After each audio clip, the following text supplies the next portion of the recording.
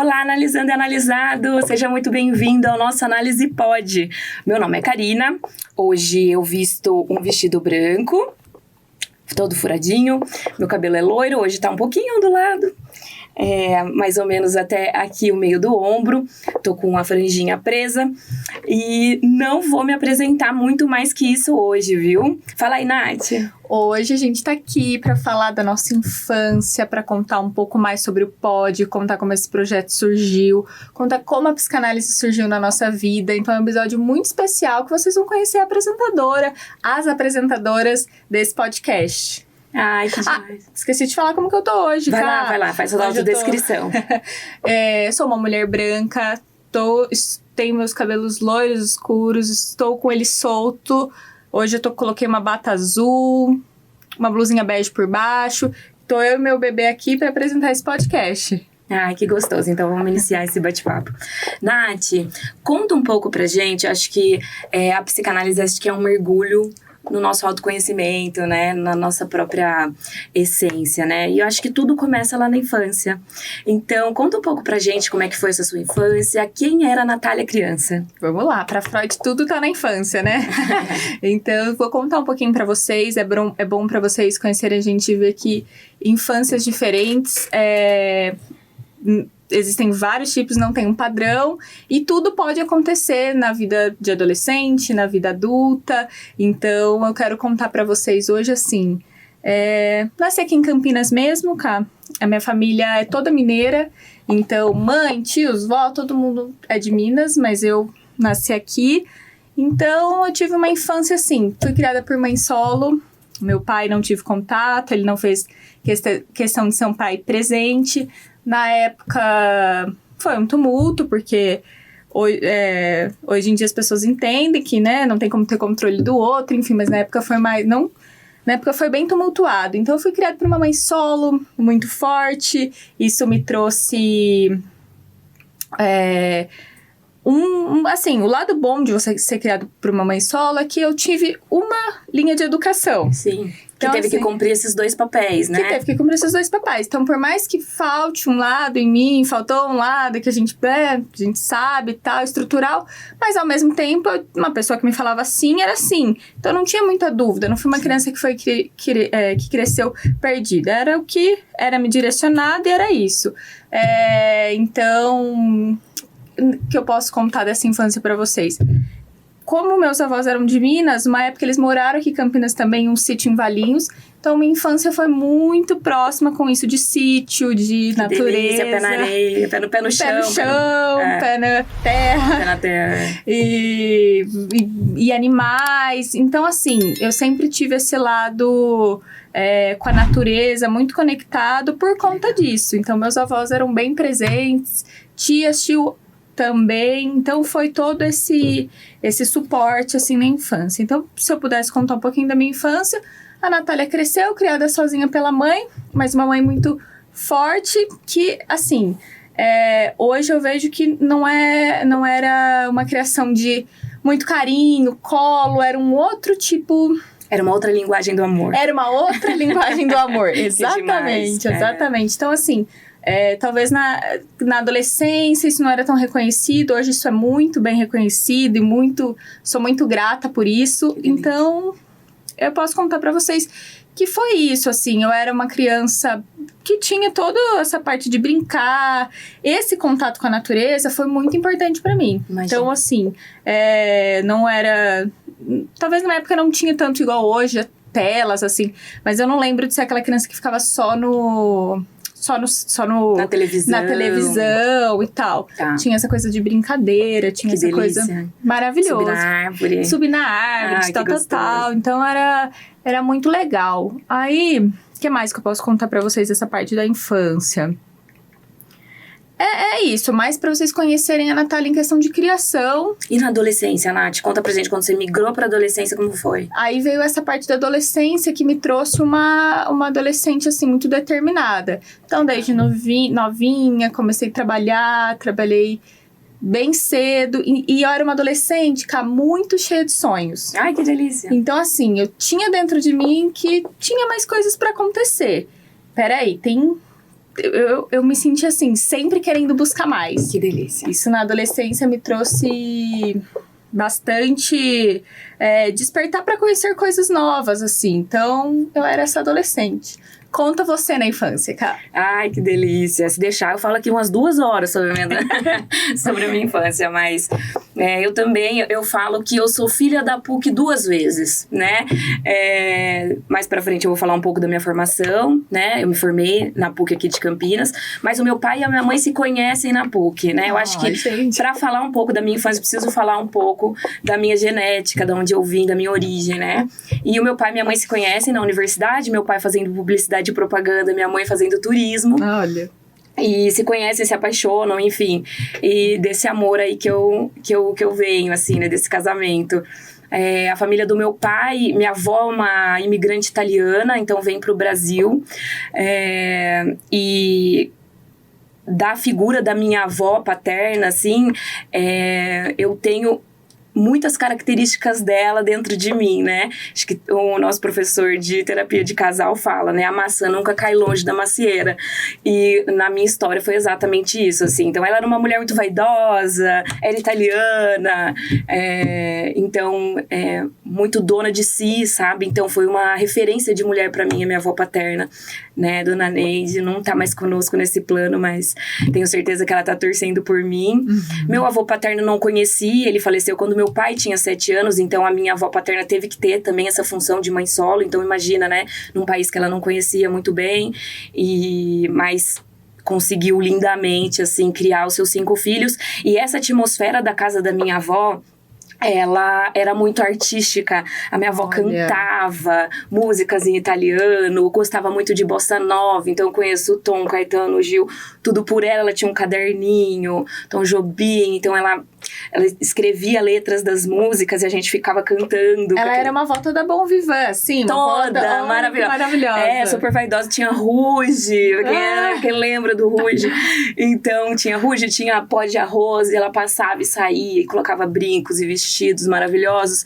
Então, essa foi minha referência, assim, de uma mulher empoderada, assim, em plenos anos 90, assim. Ela era já uma senhora, né, de idade, enfim, minha avó já era idosa, né, nessa fase. Mas uma pessoa, assim, incrível, né? Então, eu tenho alguns tios meus, tenho um tio instrumentista, tenho uma outra tia que, né, hoje também não tá mais com a gente, mas ela era professora e usava muito teatro. Então, essa veia artística sempre sempre foi muito presente na vida da minha família, assim, E eles, né? te levavam? Você fazia as aulas também? Como que era? Aí isso veio pela parte da minha mãe. Então, a família da minha mãe, essa é a parte do meu pai. Da parte da minha mãe, elas...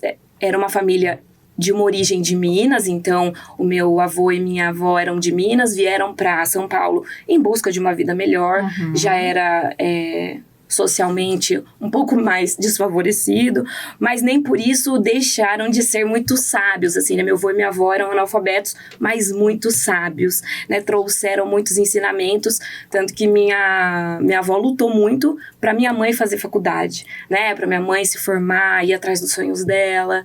E a minha mãe, junto com a minha madrinha, que também, né? Então, eu tenho 5 tios do lado do meu pai, 5 tios do lado da minha mãe. É uma família grande. No Natal, reúne, vira aquela festa. Mas, esse lado da minha mãe, eu tenho a minha madrinha, que era coordenadora do Conservatório Carlos Gomes aqui de Campinas. Caramba! Né? Então, eu nasci aqui em Campinas, fui criada aqui em Campinas, mas... tinha tanto esse incentivo artístico do lado do meu pai, quanto essa oportunidade do lado da minha mãe. E aí eu cresci no Conservatório Carlos Gomes. Então, e aí lá eu fiz de tudo.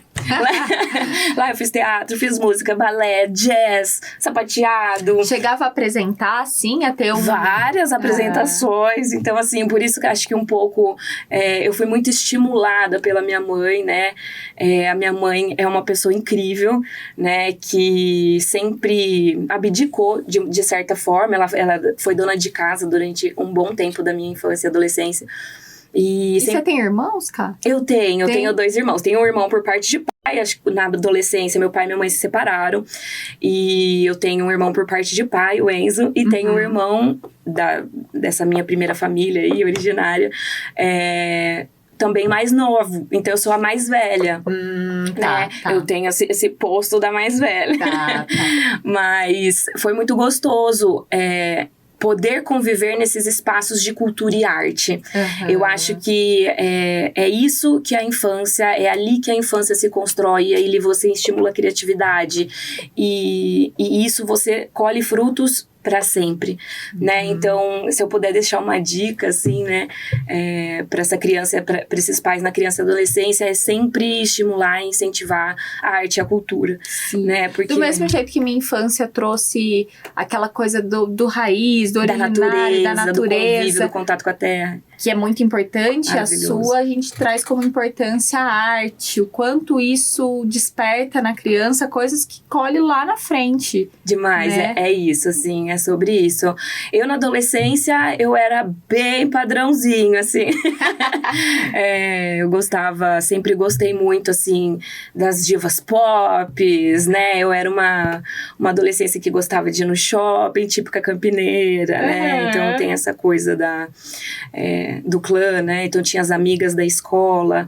Vivi minha adolescência, assim, intensamente, mas com muita responsabilidade também, né? Foi na adolescência que eu defini a área que eu queria seguir, então eu sempre quis a área da saúde. Eu tinha um tio meu que era médico, primo do meu pai, né? Falava tio porque ele era muito mais velho, mas era um primo do meu pai que era médico. E eu via ele chegando em casa com aqueles tetos, examinando a família, eu achava maravilhoso aquilo. E aí o que mais se aproximava desse mundo da medicina, na época que eu tinha 13, 14 anos, era o nível técnico em farmácia. Eu não tinha idade para fazer enfermagem ainda, o técnico de enfermagem tem uma idade mínima para você iniciar. Eu não tinha, então fui fazer técnico de farmácia. E me formei, então eu acho que a graduação não, mas o ensino técnico profissionalizante ajuda e capacita muito o adolescente e traz essa responsabilidade do mercado de trabalho, né, que já é importante de você já começar a se visualizar numa carreira, já começar a estabelecer ali os primeiros passos, e a partir daí minha carreira profissional só deslanchou. Isso foi um pouquinho até chegar na sua adolescência. Isso, nesse período, assim, a minha adolescência foi fazendo esse curso técnico, com muita troca. Então, o meu colégio era politécnico, então tinha vários cursos, então eu tinha convívio com o pessoal da publicidade e propaganda, nutrição, tinha amigos em era bem popular, assim, eu tinha amigos em todas as salas da escola. Em todas as atmosferas, porque quem convive com a arte, eu sinto uma cabeça, assim, mais aberta em relação a o que cada um pode agregar, não tem aquela visão julgadora, então é muito legal você ter crescido com isso. Eu acho que foi por aí que me conduziu também um pouco para a saúde mental. Né? Mas antes de eu falar da minha vida profissional, eu queria que você linkasse aí. Como é que, a partir da sua adolescência, surgiu? Como foi seu crescimento profissional? Conta um pouco. Veio essa fase de adolescência, né? Que eram trabalhos, assim, para ajudar minha mãe. Então, essa mãe solo precisava de ajuda. E eu já podia chegar no momento de ajudar. Então, assim, fiz vários tipos de trabalho. Já trabalhei em shopping, já trabalhei de babá e tal. Não tinha... Eu ia e isso me trouxe muito aprendizagem. Muito aprendizado, assim. Só que eu sabia que eu queria alguma coisa diferente. E eu lembro que na época, assim, eu ficava... Minha mãe falava pra eu ir pagar as contas. Então, desde novinha, eu já ia no banco, eu mesma ia no caixa eletrônico. Já conseguiu construir sua independência, assim, né? Já. Independência de tarefas mesmo, né? De execução, né? De execução. Eu ia, não era na prática mesmo. Vai lá no banco depositar, na época tinha, né? Muito depósito. Vai lá depositar, então... Comecei a ter esse contato com o banco. Legal. E aí fui pro mercado financeiro. Comecei a me ver com uma carreira aí com o mercado financeiro. Então, me formei em administração. Falei, opa, peraí que eu tô gostando dessa área. Por mais que sempre teve alguma coisinha, um fiozinho que eu sentia que faltava. Porque era assim, eu precisava mudar essa realidade de vida. Então, eu queria mais, Legal. Eu tinha essa ambição. Então, assim, fui pro mercado financeiro, trabalhei 10 anos, aprendi muito. Então, assim, como bancária, me construí, assim, fiz diversos cursos na área.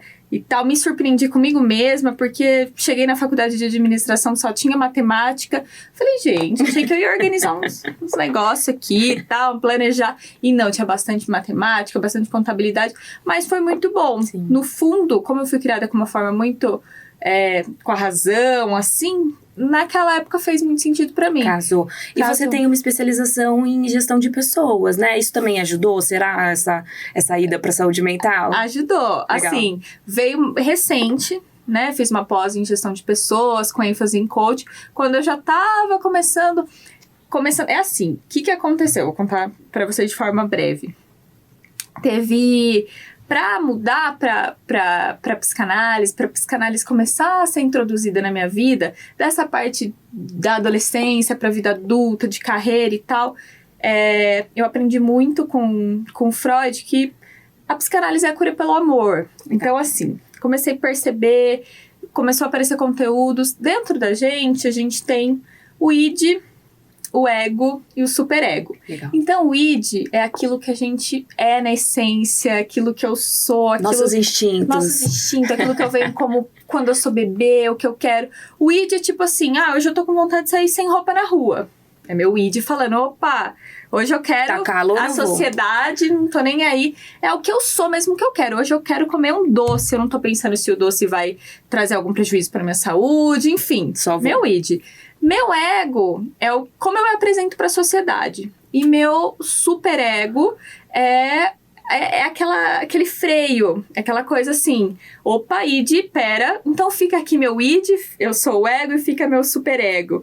E aí, chegou um momento da minha vida que nesses anos de carreira no mercado financeiro, de repente, eu fui desligada.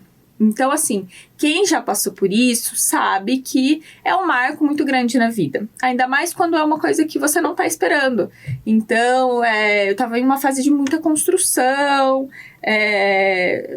uma fase solteira, então totalmente focada na carreira. Acordo cedo, durmo tarde, estudo, e preciso crescer, e faço curso, e preciso passar nisso. E aí, de repente, aconteceu isso. Teve que recalcular a rota, né? É importante você trazer isso, porque muitas pessoas passam por esses momentos, né? Sim. De recalcular a rota durante a trajetória de vida, e isso é bem importante. E como psicanalista hoje, a gente sempre fala que o terapeuta consegue te levar até onde ele chegou. Então, olha, nessa parte, assim, quando as pessoas me falavam, nossa, eu perdi emprego, e contava aquilo como sentimento, eu ficava, mas, gente, tem vários empregos até eu viver. Ainda mais quando não é esperado. Até quando você tá querendo, essa empresa tá um saco e tal, você tem que recalcular a rota. Imagina eu sem pensar em recalcular a rota. Então, assim, pra mim foi bem marcante. Só que aí, com essa recalculada de rota, eu falei, então, peraí, deixa eu dar uma recalculada em tudo. E fui pra Minas, no sítio dos meus avós. Fiquei um mês off. Olha que legal, se reconectou com a sua infância. Me reconectei. Olha que bacana. Com a minha infância.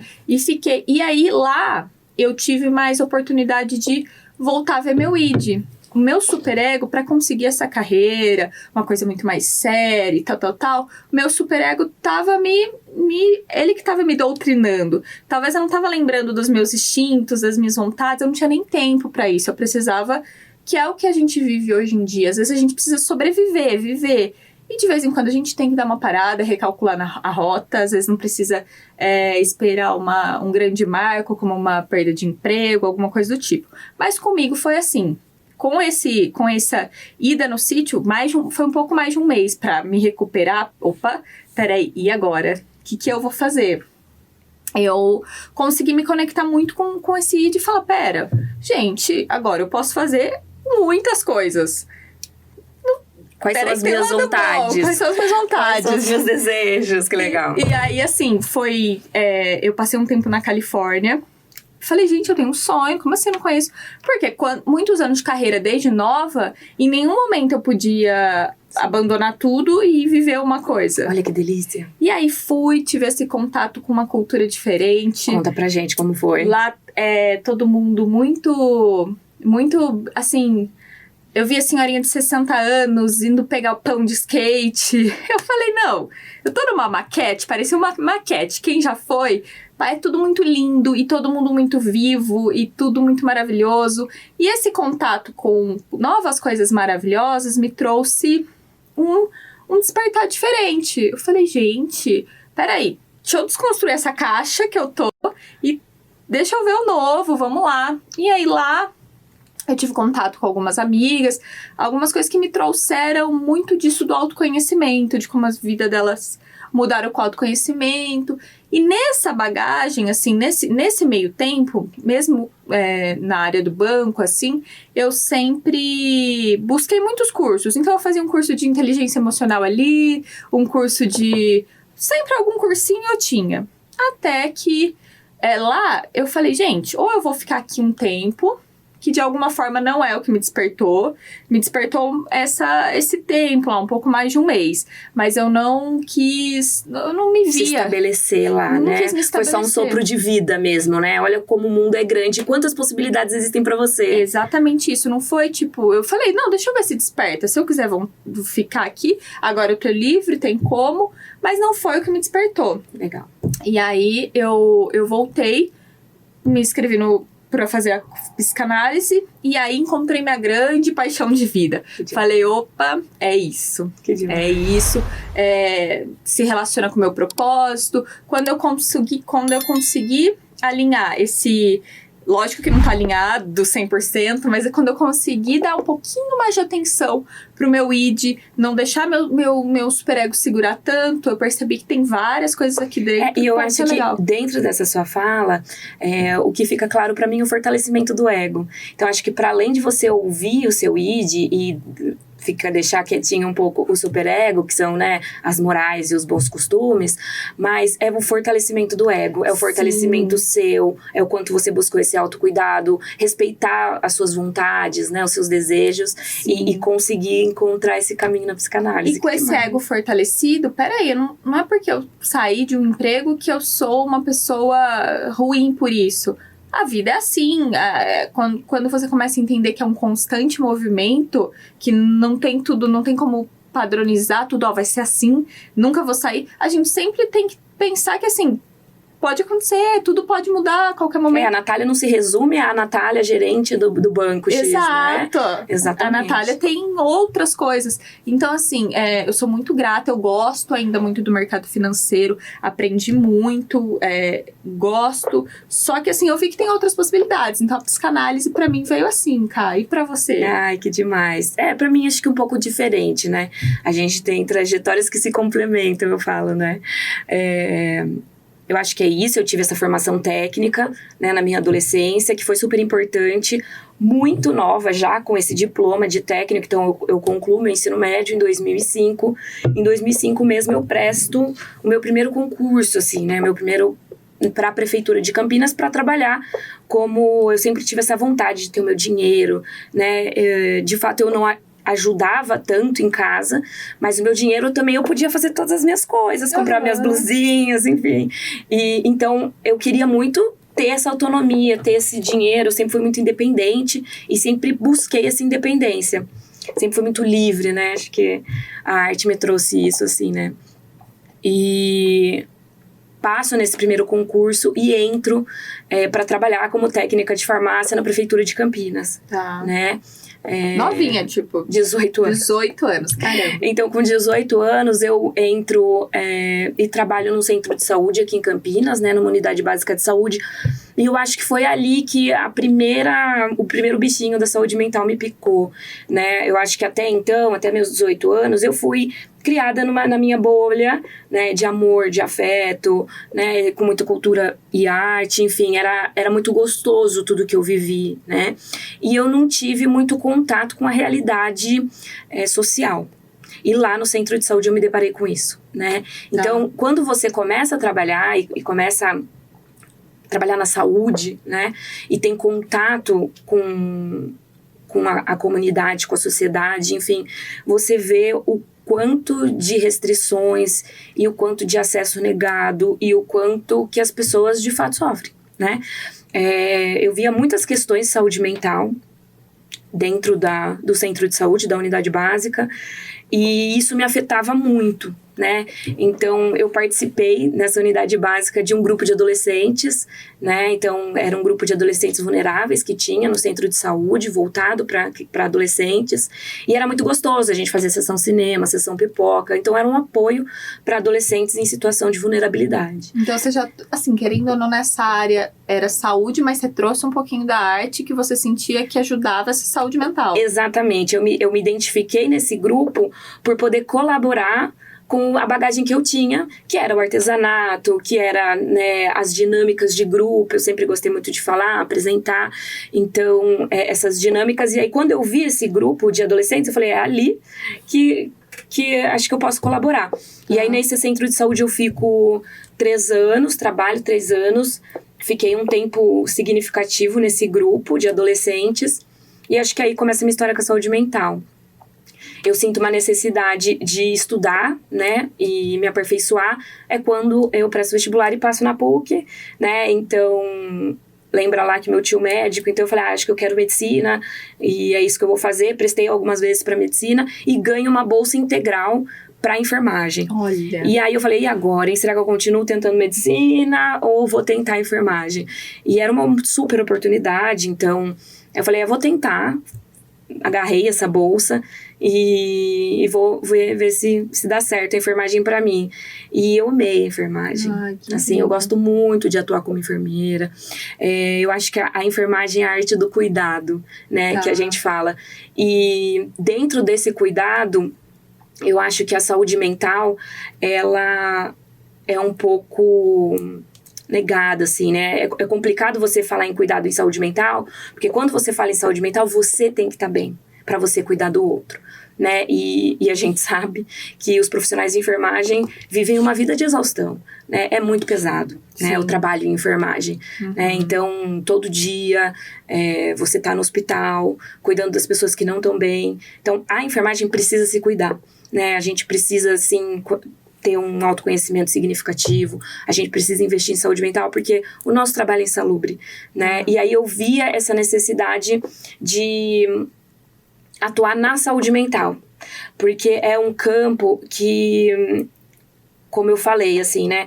As pessoas, elas têm os seus traumas. E aí, quando eu vejo aquela imagem... Então, a gente tinha muito caso, por exemplo, no hospital de etilista, e pouquíssima gente, todo mundo gosta de cuidar, né? Porque é difícil você lidar, né? Tá. Com a crise de abstinência, com os sintomas de delírio. Então, assim, às vezes, crise de agressividade. Então, as pessoas, elas têm receio, têm medos e têm traumas. Então, eu percebi que para trabalhar em saúde mental, você precisa, de fato, ter um autoconhecimento, você precisa estar bem. Não é só a enfermagem por amor, sabe? A gente precisa, sim, de técnicas adequadas e de um ambiente profissional adequado, de um ambiente né, com RH suficiente, com equipamento suficiente, né? Então, tudo isso foi me estimulando a cada vez entender mais a saúde mental. Eu fiz uma especialização depois em saúde mental. Mas antes dessa especialização, essa prática de enfermagem teve no curso? Por exemplo, na faculdade tem todo um...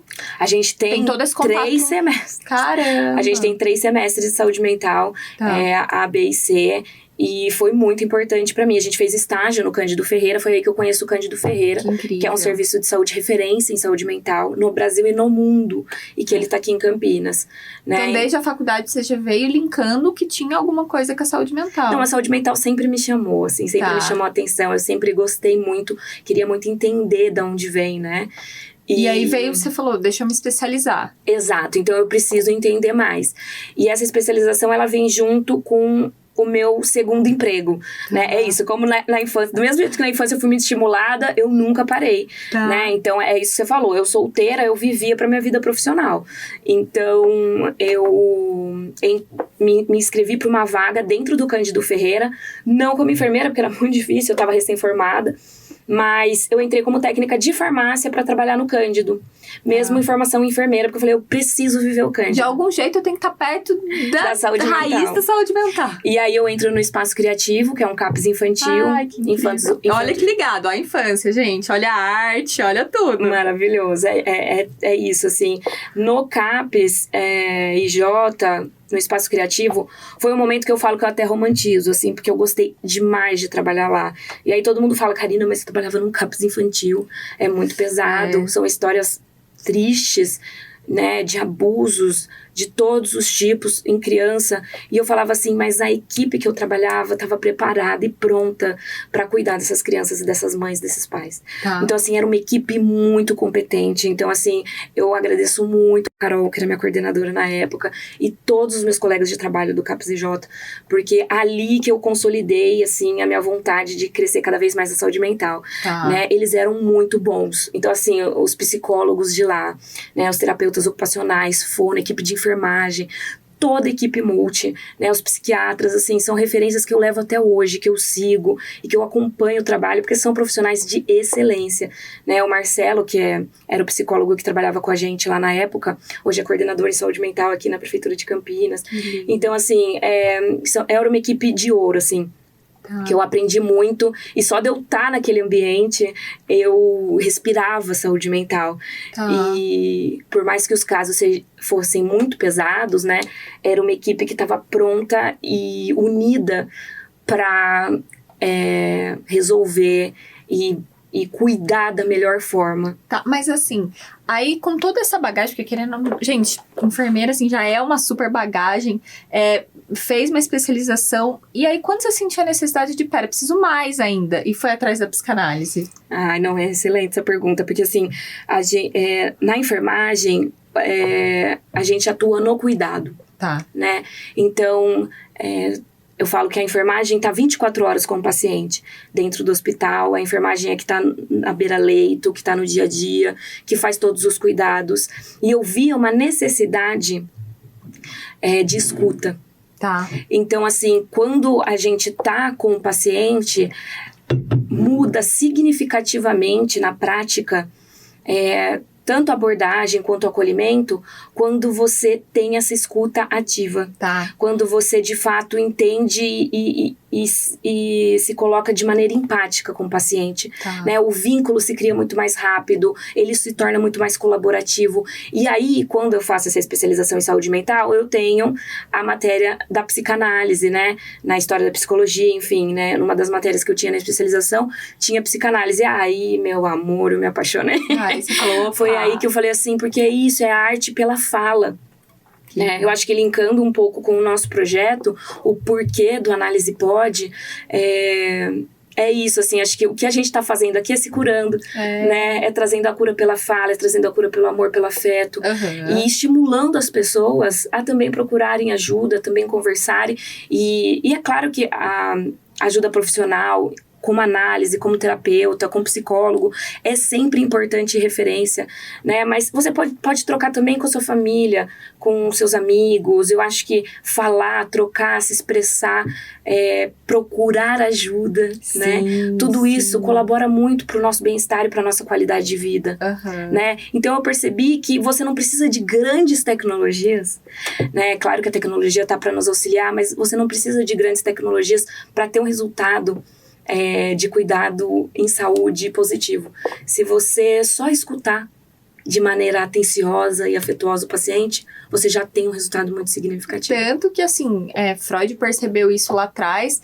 Ele queria muito que os pacientes dele falasse para ele pegar pela livre associação o que estava rolando. Então, não tinha, assim... Isso faz muito sentido. E hoje em dia, a gente, às vezes, esquece. Às vezes, a gente tem que falar qualquer coisa, tem que... Então, essa escutativa, quando você só simplesmente fala o que você está sentindo, consegue ter uma troca ou perceber o que a outra pessoa está sentindo, e a forma como ela está sentindo talvez pode rever, né, a forma como eu tô vendo, enxergando isso. Então, assim, é muito importante no mundo que tá tudo muito rápido, não acelera vezes 2, a gente ter pessoas...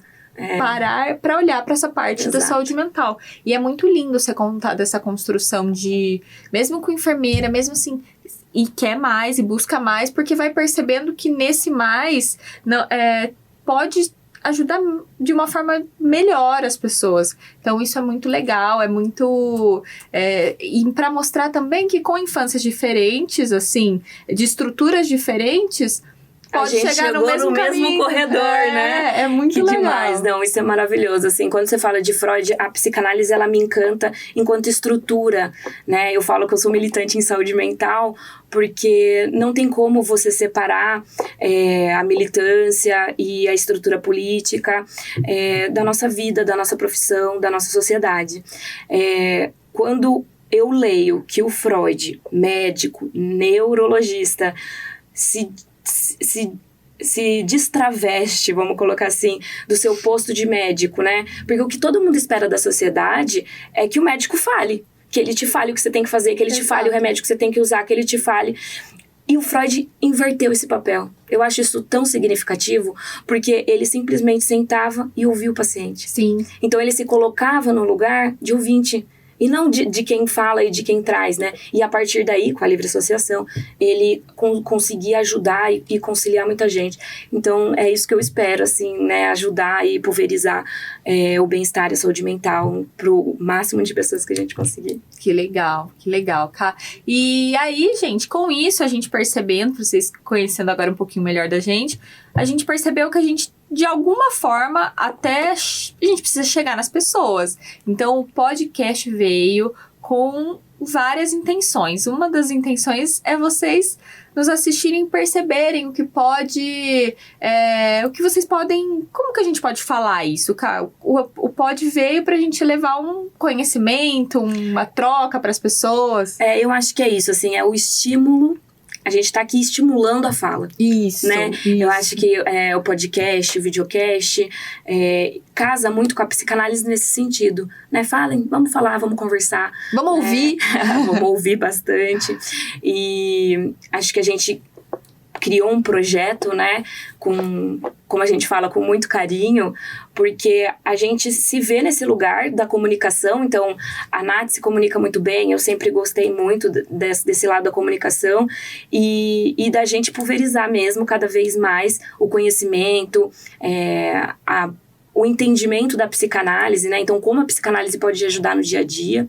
Sim. A gente tem essa primeira temporada, né, com 5 episódios. Então, são episódios pensados, assim, em temas que a gente considera relevante, profundo e significativo, assim, que a gente vê angústia mesmo no dia a dia sobre esses temas, né? Então, o primeiro tema até a Nath sugeriu, né? Conta um pouco desse primeiro episódio, como é que foi? Antes de contar, um acréscimo, assim, que eu vou fazer é que nós duas, estudantes de psicanálise, a gente já tá querendo fazer um movimento para que essa psicanálise chegue para você em casa, porque não é uma coisa inacessível. O tema saúde mental, de alguma forma, chegue para vocês como chegou pra gente em algum momento e a gente entendeu a importância. Então, a intenção, acho que com a Análise Pod cuidando da mente, transformando as vidas, é a gente entender a importância de cuidar da mente e de alguma forma transformar a vida, que seja um dia que seja mais leve depois de vocês assistirem o pod, que seja um insight que você tenha com alguma das nossas trocas. A gente trouxe no primeiro episódio a Miriam, que falou sobre essa fase das crianças, essa psicanálise na infância. Então, assim, foi muito importante, porque daí a gente já traz alguém que é especialista no tema. Né? De peso no tema. E nossos próximos convidados, vocês vão ver que são, assim, pessoas especialistas no que estão falando e podem agregar pra gente. Então, tem mais episódios por aí que vai ter filosofia, vai ter episódio que vai ter sexualidade, vai ter episódio que vai ter...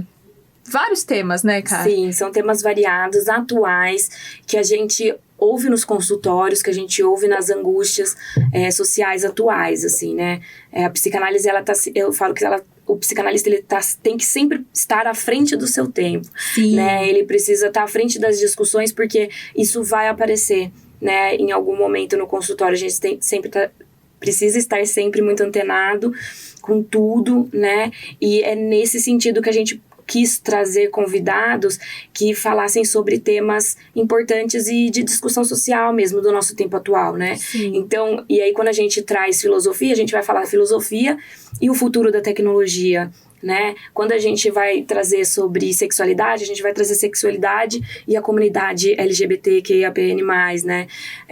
Então, são temas significativos e que eu tô muito ansiosa esperando os próximos episódios aí. Tá, então pra gente finalizar, assim, uma coisa que eu quero te perguntar hoje, qual que é seu sonho? A nossa qual que é seu pergunta maior clássica. sonho? Pergunta clássica que a gente vai querer saber de todo mundo, porque sonhar é algo incrível, importante. Hoje, qual que é seu maior sonho? Ai, agora eu vou lá, os astrólogos vão me matar, mas eu vou lá. Eu vou pra astrologia, assim, né? Eu sou canceriana e eu tenho essa maternagem, né? Eu tenho essa maternidade muito pulsante em mim. Então, acho que um dos meus maiores sonhos era ser mãe. Né? Eu sempre quis ser mãe, sempre fui mãezona de todo mundo, enfim, cuidei, né? Então, por isso que eu acho que eu tô na profissão correta, assim, eu gosto de cuidar. E eu realizei esse sonho, né? Então, eu tenho 2 meninas, tenho 2 filhas. Então, esse meu sonho da maternidade era um sonho significativo na minha vida, me transformou enquanto pessoa, né? Então, eu acho que a partir da maternidade muitas coisas vieram à tona, né? A gente fala isso na análise, né? Mas foi um salto, assim, de autoconhecimento, de maturidade, foi muito importante. Então, eu acho que meu sonho hoje é continuar, assim, maternando e sendo Querendo uma ou não, mãe. você tá dentro desse sonho, porque você vive maternar. Então, você sente que isso já faz parte de um sonho e é isso. É isso, assim, né? É claro que minha carreira profissional, ela é muito importante pra mim também. Da mesma forma que eu sou canceriana e materno, eu também gosto da execução, né? Eu adoro executar e tenho uma sensibilidade nessa execução, né? Sempre, assim, vou ter sempre um olhar mais cuidadoso, mas eu gosto muito de executar. Então, essa minha carreira profissional, sonho, sim, me especializar, sonho com o meu mestrado, um dia ele vai vir, e acho que é isso, assim, seguir a vida que eu consegui já construir até hoje, assim, eu sou muito grata. Ai, que lindo. E você, fala pra gente, qual é o seu maior sonho? Assim, se eu for pensar hoje, eu acho que os sonhos sempre mudam, são fases da vida. Sim. Mas se eu for pensar hoje, meu maior sonho, o bebê que tá aqui na minha barriga, estou de 7 meses, é que ele venha com saúde, que eu consiga entender essa maternidade, assim que ele nascer, que isso... Porque é uma coisa, eu tô muito feliz, eu tô muito grata, mas eu tô um pouco assustada, e agora? Então, assim, meu maior sonho é conseguir saber ser mãe. Então, é o principal, assim, é uma coisa que eu quero, tudo que eu me proponho a fazer, eu me proponho a fazer com carinho. Então, é um sonho que eu consiga fazer isso da melhor forma possível. E, assim, se eu for pensar em vida, um sonho que eu tenho, que é ser uma pessoa coerente. Então, assim... Ai, mexeu aqui. Mamãe tá te esperando. Uma coisa que eu penso... Dando oi pra galera. Tá dando oi pra galera. Uma coisa que eu penso sempre, assim, é em ser uma pessoa coerente. Então, quando eu falo em coerência, assim, é ser uma pessoa... É um sonho, não é tão fácil você ser coerente. Você não querer... Eu não quero lixo no mundo e quero... Eu me incomoda... Eu não quero lixo no mundo, mas eu não faço reciclagem em casa. Então, assim... Eu sinto essa incoerência me incomoda. Não acho tão simples você se tornar uma pessoa coerente, mas eu quero ser aquela pessoa que aconselha o que faz. Então, assim, eu vou falar pra você, olha, Ká, acorda de manhã, medita, faz diferença. Mas não é porque eu... Não, eu quero viver isso, eu quero... Isso me faz bem, então me faz bem, então eu quero passar. Pode ser que não seja certo, pode ser que não seja o que te faça bem. Mas eu penso que hoje em dia as pessoas estão muito preocupadas, às vezes, com fora. E o principal, que é dentro da gente e dentro de casa, sendo pouco cuidado. Então, se eu pudesse colocar como sonho hoje, é conseguir essa versão da Natália coerente. Que legal. Né? Que eu busco todos os dias, com todos os detalhes, assim. Então, são esses. fechamento lindo, né, gente? Bom, queria agradecer, né? Eu acho que esse episódio, ele traz um pouco sobre o porquê do nosso projeto, como ele foi criado, o cuidado que a gente tem, né, no convite, com os convidados, enfim. E é isso, assim, queria falar que a gente tá junto nessa jornada, que essa primeira temporada já tá fechada, né? Mas que venham mais temporadas por aí. Ajuda a gente, compartilha, curte esse vídeo. Vamos fazer a psicanálise se espalhar, conteúdos bons serem divididos, que aí a gente vai conseguindo, de alguma forma, chegar nas pessoas, né, Ká? Não, é isso mesmo. Queria fazer alguns agradecimentos oficiais. Queria agradecer em especial o Podcamp, a IMA, a Prefeitura de Campinas, por ceder esse espaço. Queria agradecer também a empresa JM, uma parceira nossa, que tá junto, patrocinando e apoiando esse nosso projeto. Quem precisar de transporte, né, Ká? Isso, trabalha com transporte executivo. A gente vai deixar aqui na descrição o contato deles. É bom ter uma empresa de confiança, né? Quem é aqui de Campinas. É legal ter alguém que precisou de um transporte executivo. Deixa eu lembrar daquele contato que eu peguei lá no Pod. Então... Isso mesmo, van, carro, enfim, o que vocês precisarem com relação ao transporte. E é isso, gente. Queria muito agradecer terem ficado com a gente até esse momento. E até o próximo episódio. Até o próximo episódio. Tchau, tchau, gente. Beijão, até.